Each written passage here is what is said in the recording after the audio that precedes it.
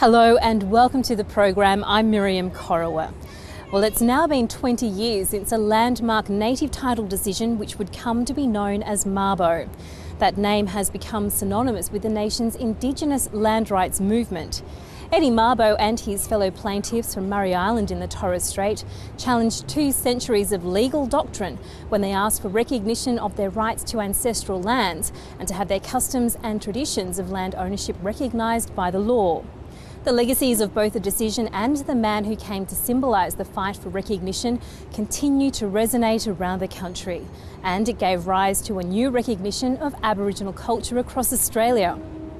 In this episode of the program, we're going to have a look not only at the history of Mabo, but at some of the more uplifting and inspiring tales from around the country of Aboriginal people who are continuing to reclaim their culture. First, we'll go to South Australia's outback, where Indigenous leaders are pushing to return Lake Eyre to its original Aboriginal name. The move comes days after the Arabana people were granted native title over the lake and surrounding region. Nicola Gage reports. Lake Eyre in flood is a natural wonder, attracting thousands of tourists, but it's also a site said to be sacred in local Aboriginal culture. It was officially named Lake Eyre after explorer Edward John Eyre, who in 1840 was the first white man to see it. Now the traditional owners want to change the name back to its traditional Indigenous name, Karitunda. We want them to recognise the first name, the original name, from the first people. The Arabana last week won a 14-year campaign for native title over the lake and a vast outback area centred around Marjorie. Leaders say reclaiming the original lake name is part of a healing process. Australian Aboriginal people need physical change. They need to be identified, not just at native title and there. It's got to go on. They need to identify their names, and with changing of Lake Eyre is a true way step forward in reconciliation. But I think there's a lot of people out there too that will embrace the new name. Well, not the new name, the old name, the proper name. And we might end up with a scenario similar to Ayers Rock, Uluru. The state government says there's a range of options, including dual naming rights, but the decision lies with the Geographical Names Board. It just needs to be weighed up with the other interests as well. Obviously, Lake Eyre has some important historical connections to European settlement, and others may think that that's an important thing to retain. The usually dry Lake Eyre has now flooded 4 years in a row, attracting wildlife and thousands of tourists. The Arabana people now want to work with the tourism industry so more people can experience the region. But the Arabana will still ask for sailing on the lake to be banned, a move the Lake Eyre Yacht Club says it will fight. It's been less than a year since the Indigenous Land Corporation took over Australia's biggest resort complex, Ayers Rock Resort near Uluru. One of its aims was to increase its Aboriginal workforce, and the corporation says it now has 125 reasons to celebrate. With more, here's Alison Horn. As dawn breaks on Australia's greatest tourism icon, a new era has begun for Indigenous employment in the area. Less than a year ago, only 2 Aboriginal people were employed at the Ayers Rock Resort in the shadow of Uluru. 125 Indigenous graduates gathered to mark out the number, which represents a milestone in new tourism in the area. We can see that if you've got a job, you've got an outlook on life. Your children see you've got a job. You know that school's important. It just gives people an opportunity to develop. Traditional dancing kicked off the ceremony to congratulate the new employees of the resort. The push to increase cultural tourism has been led by the Indigenous Land Corporation, which bought the resort less than a year ago. The federal government was thanked for its $5 million contribution to the program, and there are plans to keep the increase in jobs moving. Ultimate objective is in 2018 to have 50% of our 700 employees to be of an Australian Indigenous background. But there's been criticism not enough local people from the lands surrounding Uluru are being employed. We have recruited quite a few people from the local communities, but the local communities are small. Local Anangu man Leroy Lester is teaching his customs to international tourists. He's aiming high to keep his traditions alive. Now they know a bit more insight into Aboriginal culture and traditions and that, and they're very happily and pleased what they've heard. The employees will work at the resort in areas like hospitality, management and teaching Indigenous culture to tourists. It's hoped the jobs will create renewed interest in keeping Aboriginal traditions alive as a pathway to a career. Still in the Northern Territory, it's the latest conservation area to be declared on Aboriginal land. The community of Borroloola has gathered on the banks of the MacArthur River in the Gulf of Carpentaria to celebrate new protection over their land. The reserve is part of a growing network of Indigenous protected areas around the country. Emma Masters was there. What started as a dream has become a reality, and the locals came out to celebrate. Been waiting for this for so long, and apparently at last it came. It will mean that the local community can determine the priority for land management in their country, on their country. The reserve covers 130,000 hectares of land, stretching from the banks of the MacArthur River and across the nearby islands. There's a lot of sacred sites in the country and marine life, and all the islands are, all Aboriginal land, so it's very important to have this IPA happening. The local rangers have been patrolling the waterways and managing the land for about a decade. They'll now have more resources to expand their work. More jobs, and hopefully in the near future we'll like to get some more young ones get involved.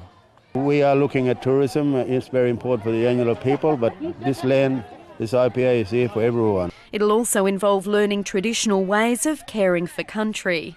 They need a bit more learning from the Aboriginal side of thing. The Yanyuwa people were the first in the nation to lodge a land rights claim. Decades later, they say this declaration is further recognition of their connection to country. The reserve is the 50th of its kind to be declared in Australia. Normally seen only in historic drawings or as exhibits behind glass windows, Aboriginal bark canoes have taken to the waters here in Sydney's Darling Harbour in an event which has showcased a rebirth in Indigenous watercraft. The gathering, hosted by the National Maritime Museum, has for the first time brought together people from around the country who are reviving the ancient techniques of canoe building. It's encouraging to see so many Aboriginal people that want to start up something that's been dormant, I suppose you can say, for a long time. It hasn't been lost, but all it needs is someone to just start it off.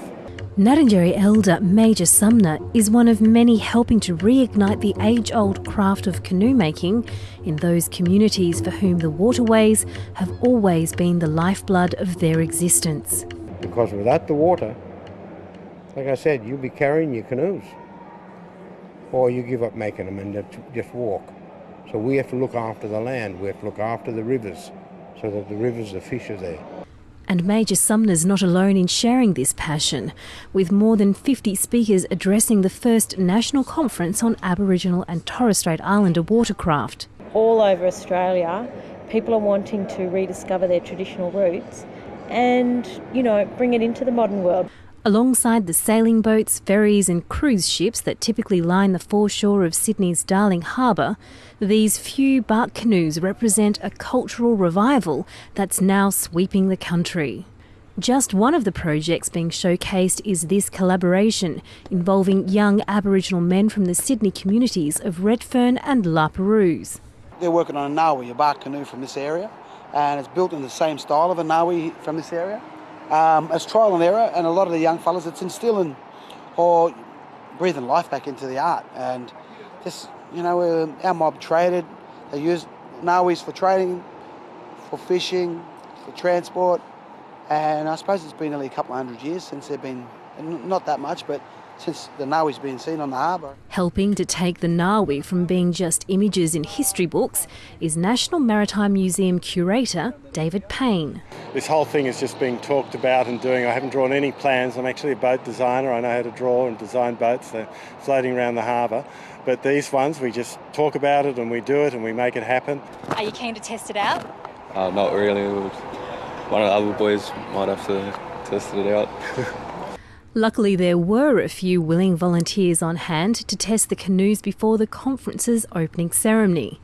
The tentative maiden voyages met with success for the most part, just one of the canoes requiring some extra modifications before being made fit for passenger travel. These young fellas are absolutely hammering it. They're proud of what they're doing, and we're seeing real results. You know what? They're going to go back and talk about it to other young fellas, and so is these other boys that are around. When they finish talking about it, we're going to get bigger numbers. With the excitement this first gathering has generated, it's possible that more events like this are just on the horizon. And finally, it's a fight Aboriginal people hope will ripple through Australia. Traditional owners in the Territory say miners have been given more than their fair share of water for too long. They're aiming to be the first Indigenous people to have the right to be officially included in government water planning for their country. Phoebe Stuart reports. Traditional owners from Mataranka, south of Katherine, are worried sacred springs and creeks have dwindled in recent years. The region is home to 4 clans who believe big agricultural and mining developments are putting key catchments under pressure. It's not really known in totality what mining is taking out of many of the aquifers right around the country. So when the Northern Territory government put forward a new water plan for the area, clan groups took a stand. They formed a reference group to get their share in the decision-making process and the water. They want a percentage set aside for the environment and for Indigenous economic development. Mining is not included with the water plan now, but we want mining to be included. Aboriginal organisations say Mataranka is setting a precedent for Indigenous people to be officially included in water planning.